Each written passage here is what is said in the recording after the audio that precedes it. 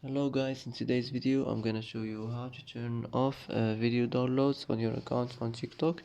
Easy and quick. uh, First click on your profile icon, click on these three lines here. Now click settings and privacy, and now click privacy, and here as you see you will find downloads. Just click on it and click like this, and it will be turned off.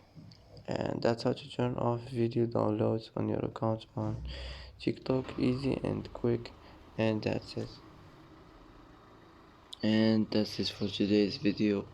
If you like this video, don't forget to like and don't forget to subscribe. And I hope this video is helpful for you, and thanks for watching till the end, and see you in the next video.